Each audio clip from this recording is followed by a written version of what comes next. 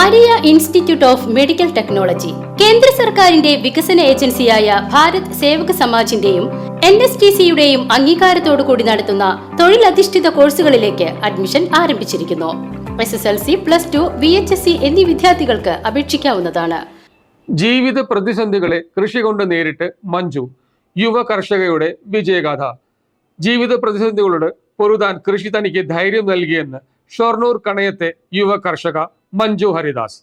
സമ്മിശ്ര കൃഷിയിലൂടെയാണ് ഈ 33-കാരി വിജയഗാഥ രചിച്ചത്. ഷൊർണൂർ കണയം ഗ്രാമത്തിന്റെ അഭിമാനമാണ് ഈ യുവ കർഷക. ചെറുപ്രായത്തിൽ തന്നെ ജീവിത വഴികൾ മഞ്ജുവിനെ കൃഷിയിലേക്ക് അടുപ്പിച്ചു. ഇപ്പോൾ മഞ്ജുവിന് ഇഴപിരിയാനാവാത്ത അത്രയും അടുപ്പമാണ് കൃഷിയോട്.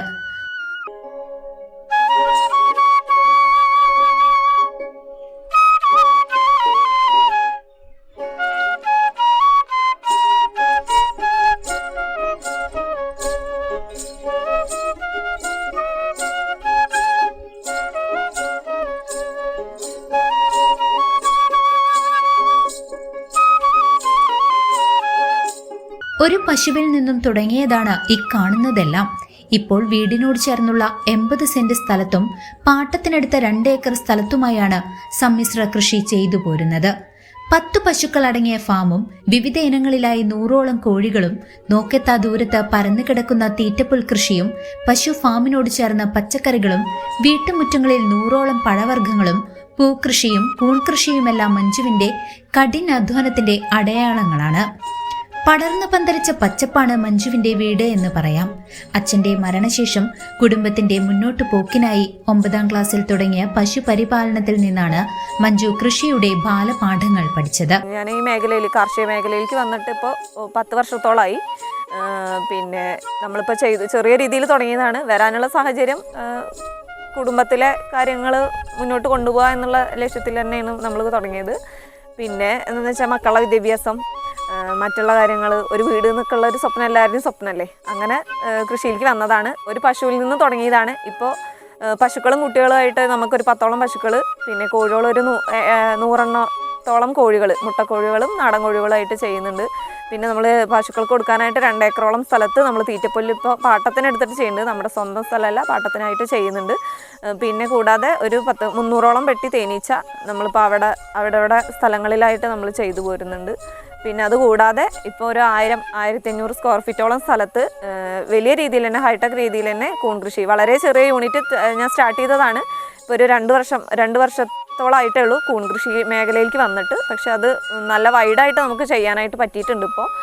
പിന്നെ കൂടാതെ വേനൽക്കാല പച്ചക്കറി ആയിട്ടുള്ള തണ്ണിമത്തൻ, വെള്ളരി, അങ്ങനെ എല്ലാ പച്ചക്കറി വർഗ്ഗങ്ങളും നമ്മൾ ചെയ്യാറുണ്ട്. വീട്ടാവശ്യത്തിനും പുറമെ കൊടുക്കുന്നതിന് വേണ്ടിയിട്ട് എല്ലാ സാധനങ്ങളും നമ്മൾ ചെയ്തു പോകുന്നുണ്ട്. ഇപ്പോൾ നമ്മുടെ ഒരു വരുമാനം എന്നുള്ള സ്ത്രീ, അല്ലെങ്കിൽ ഒരു സ്ത്രീ എന്നുള്ള നിലയിൽ ഞാൻ ഈ മേഖലയിലേക്ക് വന്നതിന് അതിയായ സന്തോഷമുണ്ട്.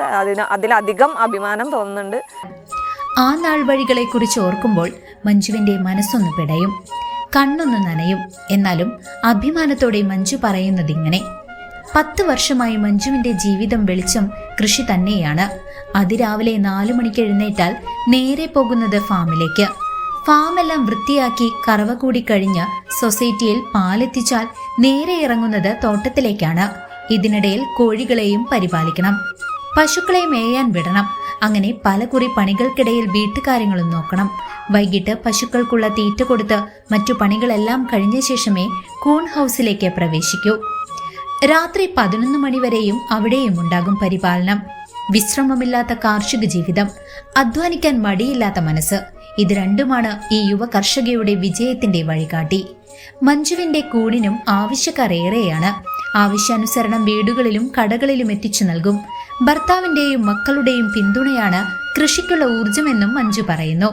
കടന്നു വരാൻ ആദ്യം ഉണ്ടായ സാഹചര്യം എന്ന് പറഞ്ഞു കഴിഞ്ഞാൽ, ഞാൻ 8ാം ക്ലാസ്സിൽ പഠിക്കുമ്പോൾ എൻ്റെ അച്ഛൻ്റെ പെട്ടെന്നുള്ള ഒരു മരണം, അത് കുടുംബത്തിനെ വല്ലാതെ തളർത്തി. അമ്മ 2 വർഷത്തോളം പുറത്തിറങ്ങാത്തൊരവസ്ഥയിലായിരുന്നു. തീരെ മാനസികാവസ്ഥ തന്നെ തെറ്റിയൊരവസ്ഥയിൽ. താഴെ 2 അനിയത്തികളാണ്. അപ്പോൾ വേറെ ആരും സഹായത്തിനും നമ്മളെ ഹെൽപ്പ് ചെയ്യാനൊന്നും ഇല്ലാത്തൊരവസ്ഥയിൽ നമുക്ക് ജീവിച്ചല്ലേ പറ്റുള്ളൂ, അല്ലെങ്കിൽ അനിയത്തിയോളെ വളർത്തിക്കൊണ്ടുവരിക എന്നുള്ള രീതിയിൽ നമ്മൾ തുടങ്ങിയതാണ്. അന്ന് മുതലേ 8ാം ക്ലാസ് മുതലേ നമ്മൾ പശുവിനെ കറന്നിട്ടും വാഴക്കൃഷി, അന്ന് നമുക്ക് വീട്ടിൽ അത്യാവശ്യത്തിനുള്ള കൃഷികൾ ഉണ്ടായിരുന്നു. ആ കൃഷിയിൽ നിന്നുള്ള വരുമാനം കൊണ്ട് തന്നെയാണ് നമ്മൾ പഠിച്ചതും വളർന്നതും. നമ്മുടെ കല്യാണം കഴിപ്പിച്ച് വിട്ടതൊക്കെ കൃഷിയിലൂടെ വന്നത് തന്നെയാണ്. അതേ മേഖല ഇവിടെ വന്നപ്പോഴും ഒരുപാട് പ്രതിസന്ധികൾ തരണം ചെയ്തിട്ടാണ് ഈ കൃഷി മേഖല ഞാൻ തിരഞ്ഞെടുത്തത്. ഇവിടെ വന്നപ്പോഴും അതേ സിറ്റുവേഷൻസിലൂടെ നമുക്ക് കടന്നു വരേണ്ട ഒരു അവസ്ഥ വന്നിട്ടുണ്ട്. ആ ഒരു രീതി അല്ലെങ്കിൽ വേറൊരു രീതിയിൽ കൂടെ നമുക്ക് പ്രതിസന്ധികൾ മാത്രമേ ഉണ്ടായിട്ടുള്ളൂ. അങ്ങനെ അതിനെയൊക്കെ തരണം ചെയ്തിട്ട് ഇപ്പോൾ ഈ ഒരു മേഖലയിലേക്ക് എത്തിയതാണ്. News desk CCV.